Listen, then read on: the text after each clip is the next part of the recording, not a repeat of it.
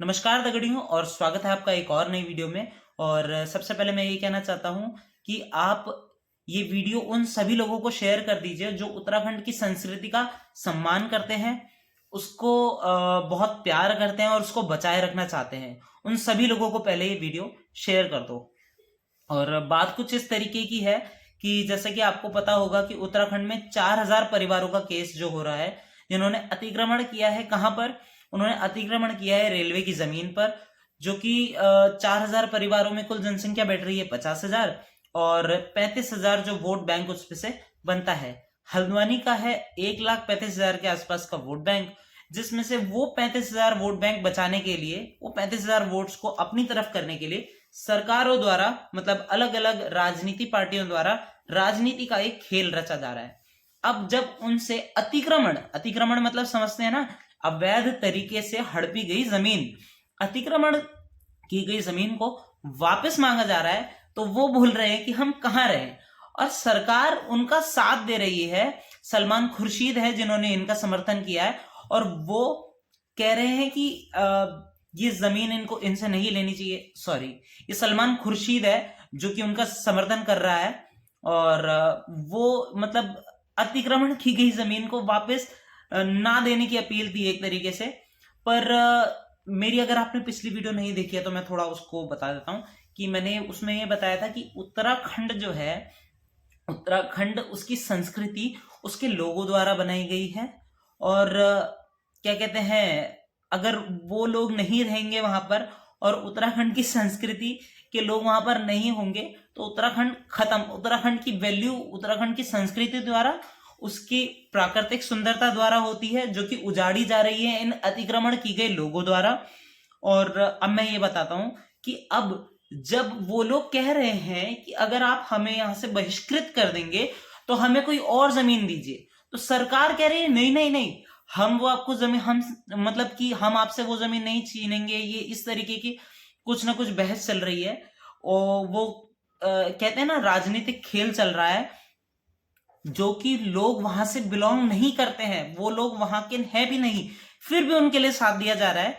बल्कि आप जब देखेंगे टिहरी गढ़वाल में जब डैम बना और पंचेश्वर बांध जो बनने की तैयारी हो रही है, टिहरी जो इतना टिहरी डूब गया है, और जो पिथौरागढ़ का एरिया डूबने वाला है पंचेश्वर बांध के लिए, उसके लिए जब लोग प्रोटेस्ट करने जाते हैं तो वहां पर किसी के मुंह से एक इतनी सी भी आवाज नहीं निकलती। क्यों? वोट बैंक नहीं बचाना क्या? वहां उनको कोई फर्क नहीं पड़ता है। पर यहां पर 35,000 का वोट बैंक बचाने के लिए कितनी गंदी राजनीति खेली जा रही है, यह आप देख ही सकते हैं। और उसकी कुछ क्लिप्स देखिए और उसके बारे में आप खुद विचार कीजिए। मदद ना करेगा तो कौन करेगा मेरे मौला, ए परवरदिगार, ए दो जहां के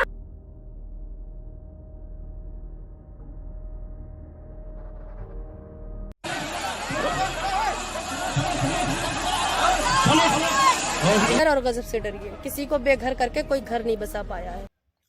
तो जैसे कि आपने वो सारी क्लिप्स देखी होंगी और उनके डायलॉग्स देखे होंगे, मतलब कि किस तरीके, क्या उनकी विचारधारा है, क्या वो बोल रहे हैं।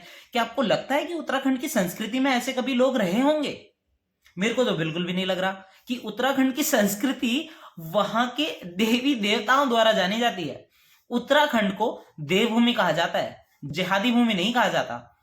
तो अगर आपके ऊपर ये डिसीजन मैं छोड़ता हूं कि आप ये बताइए कि उत्तराखंड की भूमि को हम देवभूमि कहें या फिर उत्तराखंड की भूमि को हम जिहादी भूमि कहें।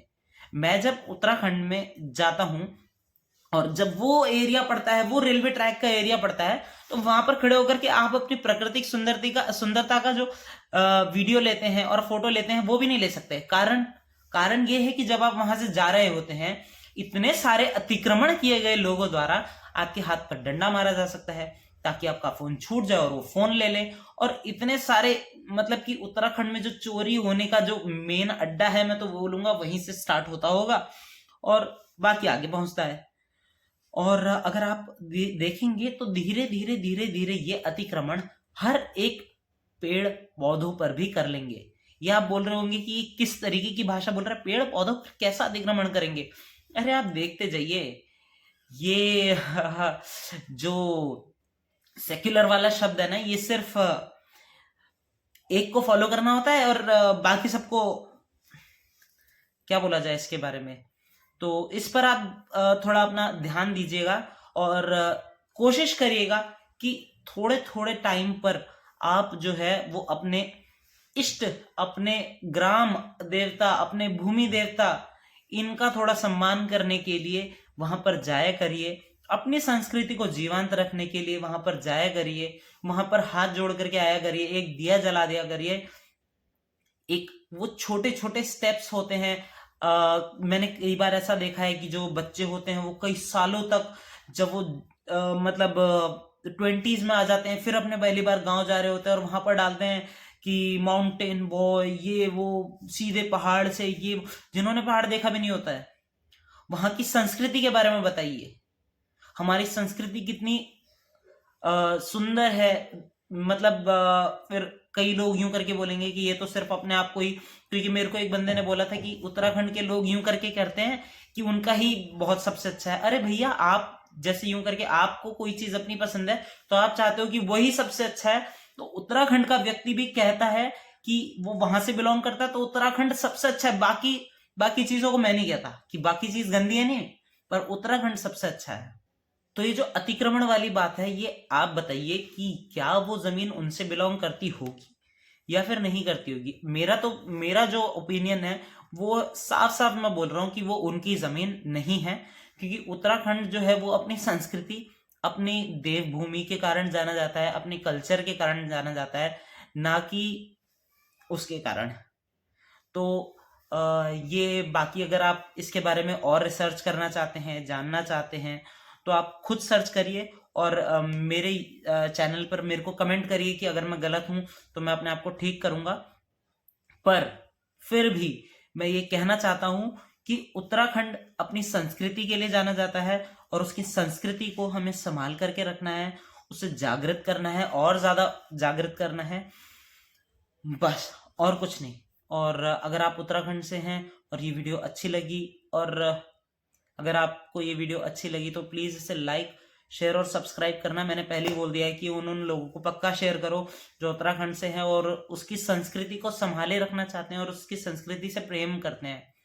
तो प्लीज ये वीडियो उनके साथ शेयर करो। थैंक यू और जय हिंद, जय उत्तराखंड।